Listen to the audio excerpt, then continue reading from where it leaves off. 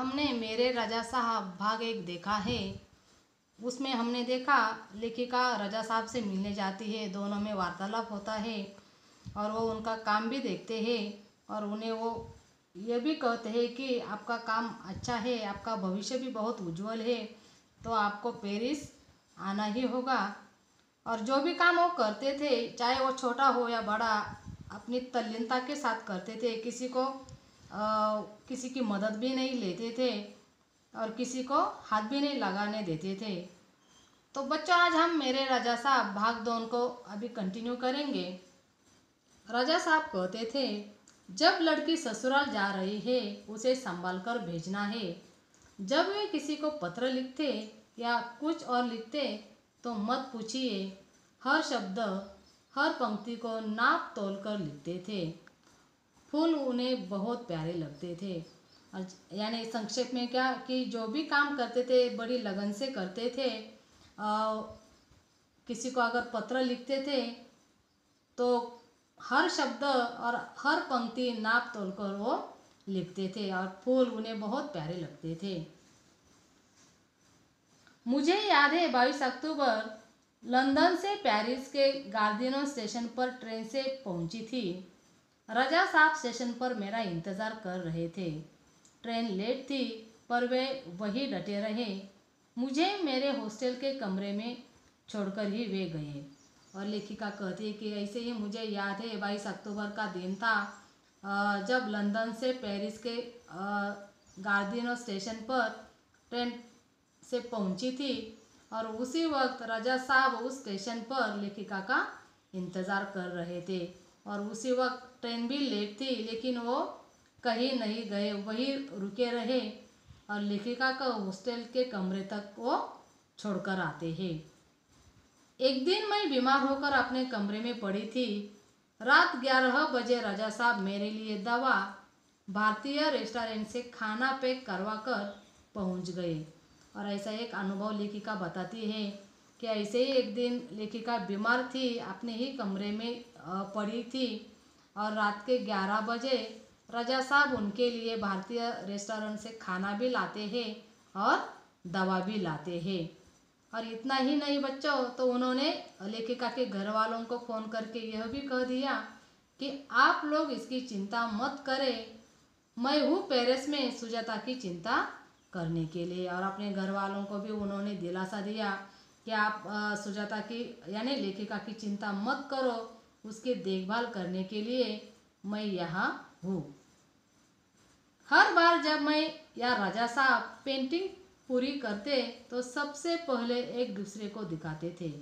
और ऐसे ही लेखिका कहते हैं कि जब भी हम वो दोनों भी कलाकार थे, पेंटिंग अच्छी तरह से करते थे और जब भी उनकी पेंटिंग पूरी हो जाती है तो अपनी पेंटिंग सबसे पहले वो एक दूसरे को ही दिखाते थे।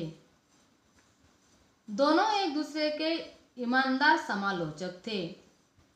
हमने मुंबई, लंदन, पेरिस और न्यूयॉर्क में साथ साथ प्रदर्शनियों पर कोई विवाद नहीं हुआ। यह उनके स्नेह व अपनेपन के कारण ही था।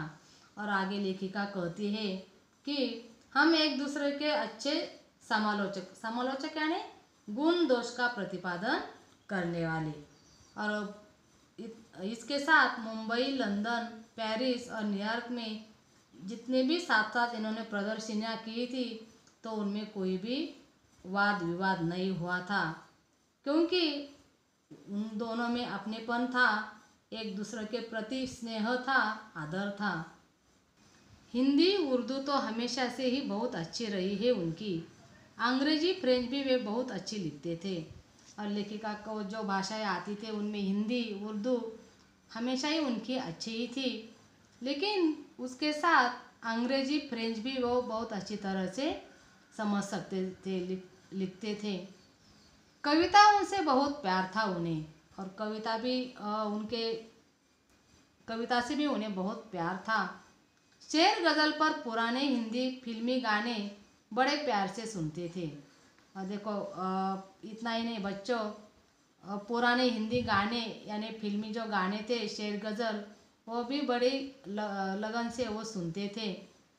एक डायरी रखते थे अपने पास, हर सुंदर चीज़ को लिख लिया करते उसमें। और एक छोटी सी डायरी उनके पास थी, जिसमें वो अपने जो खास बातें हैं उस डायरी में वो लिखा करते थे। मेरी बेटी हेलेना बहुत खूबसूरत हिंदी बोलती थी, तो उन्हें बहुत गर्व होता था। वे हमेशा उसके साथ शुद्ध हिंदी में ही बात करते। और हेलेना यानी लेखिका की जो छोटी बच्ची थी वो हमेशा हिंदी ही बोलती थी, और इसलिए वो बहुत गर्व करते थे और उसके साथ हमेशा हिंदी में ही बात करते थे। रजा साहब को अच्छा खाने का बहुत शौक था, पर दाल चावल रोटी आलू की सब्जी में जैसी उनकी जान अटके रहती थी। और रजा साहब खाने के भी वो बहुत शौकीन थे। दाल चावल रोटी आलू की सब्जी में उनकी जान अटके रहती थी, यानी वो ज़्यादा से ज़्यादा वो शाकाहारी खाना खाना ही पसंद करते थे। रजा साहब के कुछ पुराने फ्रांसीसी दोस्तों को उनके जाने की खबर देने गई, तो फिर से एक बार उनकी दीवारों पर रजा साहब की काफ़ी सारी कृतियाँ देखने का मौका मिल गया।